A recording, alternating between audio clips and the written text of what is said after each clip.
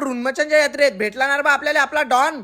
तर पोट्टे हो काय म्हणता मग सर्वांना जय श्रीराम. तर मागच्या पार्टमध्ये तुम्हाला दाखवतो मी, तुम्ही अशी यात्रा पाहिलेली आहे का जिथं पाण्यातून असं नदीतून तिकडे जायला लागते, तिकडून दर्शन घेऊन तसंच वापस यायला लागते. अजून तिथं काय कॉमेडी झाली हे डिटेल मध्ये तुम्हाला या ब्लॉग मध्ये मी सांगतो. तो ब्लॉग मी अकाउंटवर टाकलेला आहे, पाहिला नसेल तर नक्की जाऊन पाहून घ्या. हाही पाहून घ्या. पोट्टे आपण आलो होतो रुन्मचनले. इथं आल्यानंतर मी महादेवाच्या पिंडीचे दर्शन घेतले. त्यानंतर आम्ही चाललो होतो पुढच्या मंदिरात दर्शन करायला. तिथे जाऊन समजलं की आपल्याला नदीतून जायला. मग अभिन माया पायात तो होती चप्पल, पण गण्याबाईन विशालच्या पायात होता बूट. दोघं विचार करायला ते जायचं की नाही तिकून राहू दे म्हणत. मी नाही रे बा एवढ्या दूर आल्यानंतर दर्शन तर घ्या बाबा, झाला बोला. मग निघालो आम्ही तिकून जायला. पहिले आजी दिसली, आजीची जराशी मदत केली हात पकडून, आणि मग गेलो तिकडच्या साईडनं. आता तुम्ही म्हणता नदी कोणती आहे, तर ही नदी आहे पूर्ण नदी. तिकडच्या साईडनं गेल्यानंतर 2-3 मंदिराचे व्हिडिओ काढले, दर्शन घेतलं. त्यानंतर इथं पाठी होती लावलेली मस्त, इथं स्थापना गिपना नाव गी पूर्ण लिहिलेलं होतं 1905 चा व्हिडिओ काढला आणि गेलो आम्ही त्या साईडनं. हा गण्यात लयच भेट जा सगळ्यात मागे राहा. मला काही नाही होणार बा, झाला बूटवाला. आणि मग तिथून बाहेर आल्यानंतर फुल फॉर्म मध्ये आम्ही सगळे पोट्टे गेलो यात्रा फिरायला पहिले गेलो. तेवढ्यात आपला गणाभाई म्हणजे मजनू भाई याला फोन आला. मी लवकर फोन ठेव, नाही तर मोबाईल फुटून देईन तुला फोडून टाकतील पोट्टे. ठेवला बाबा त्यानं फोन. मग आम्ही लागलो यात्रा फिरायला. बम फिरलो इकडून तिकडे. आता तुम्ही म्हणसान काय घेतलं काय नाही, आपण फक्त फिरलो, काही घेत नसतो आपण. कोणासाठी घ्या काय घ्या, फिरू